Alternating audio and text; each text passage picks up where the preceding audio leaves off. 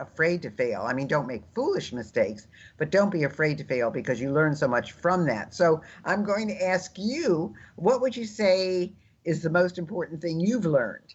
Well, I would say exactly that. The most important thing I've learned is how to fail well. I've gotten really good at failure. And what I mean by that is that, I used to just resist, like it used to just hurt my self-esteem, and it used to just be so crippling when I would fail, or I would just get blindsided about it and I would refuse to even look at it. And now I think with the experience that I've had, when something doesn't work the way, or when to me, failure is just something that doesn't work out the way you want it to. And it could be in a relationship, it could be in business, it could be in anything. And we all fail sometimes. And so when you can look at those things and you can say, let me just sort of like breathe into it and feel what it feels like, and then look to see, what was my part in it? What did I do? And knowing that, then how, if that happens to me again, or if that situation occurs again, what would I do differently? Because only really being mindful about those things do we get enough wisdom to react differently in the future. And I think that is such an important part of growing in any area of your life. So, what do you wish you knew when you were starting out that you didn't know?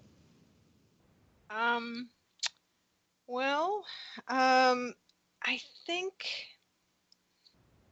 the importance and the value of relationships. I don't think I really understood it. It's not so much about knowing about it, it's about really being aware, really being mindful to tend and nurture the relationships, the people, that I already had, in my environment. Because a lot of times we take things for granted. So I would say a little bit more awareness, a little bit more thoughtfulness about what I already have. And I really would urge everybody that's listening to this to take some time, on just to think about what are the assets you already have. What are the personal assets, the physical assets, in terms of your fitness, your health, the people that and really take stock of all the great things that you have in your life, and really appreciate them, nurture them, because it's not just about what you're going to get tomorrow. It's also about preserving what you have now. That's true. That's true. And there are incidents that happen. I happen to know that you broke your arm, and that kind of sidetracked you for a little bit this year.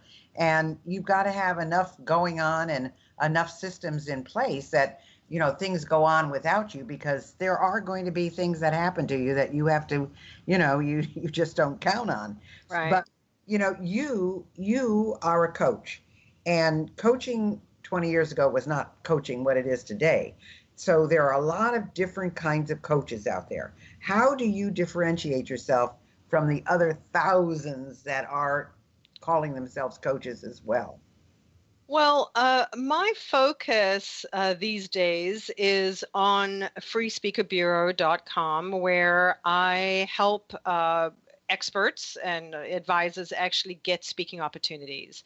So, and then I help them to craft their message and get be able to get in front of a target audience, be able to get their message out. So really, I'm helping them gain the expert advantage and be able to position themselves in their niche, attract clients without having to spend a lot of money in marketing. That's really my focus. Now, on my Mind to Succeed site, earlier on in my coaching practice, the way I would work is that I would do my business coaching and my training, with companies and then also on individuals. But the personal growth side, because a lot of coaching is also about personal growth and development, a lot of that I did through group type, group type meetings. But nowadays my focus is I provide products, that I sell over the internet, the digital audio programs over the internet for the personal growth side, and then I focus really only on people who use or want to use speaking opportunities as a way to position themselves as the expert in the front of the room. So tell us more about these audio programs that you have. Well, I have probably, I don't know, probably 20 or so audio programs, which are all built around the things that I used to teach in my, without wanting to date myself, all the programs we used to do is in live seminars and live events. And so basically I took those live events and turned them into audio programs, helping people cultivate the things necessary. I do work a lot with meditation, self-hypnosis, dynamic visualization. And so I've got a program on finding your life purpose, on igniting your secret power to help you, for self-employed people, to help them gain the qualities that they need and want to be able to be more successful. I have some other programs on how to do self-hypnosis, on getting rid of subconscious blocks, those kinds of things. So those are all available on my mindtosucceed.com website for anybody who's interested in taking a log. So what would you say would be the one piece of advice that you would give someone who is in business for themselves and they want to stand out from their competition? I would say that probably the most important thing is to make sure that you are specific and that you develop a niche, that you offer something very specific. Your expertise is specific, and you want to develop and you address your target audience, and you have a specific target audience. Most of the time, the people that I work with start off being too general. Just this morning, I was speaking to a client, for example, who was had all these programs on live your life to the fullest and get inspiration, or be joyful, be hopeful. They were like these really general sort of programs. And talking to her further, I found out that where her specialty really is in working with people who've just come through terrible loss. Her story is that she went through a terrible loss, and that's how she became a coach, and helping people deal with grief and to get on to the next, to work through that and get to a place where they can really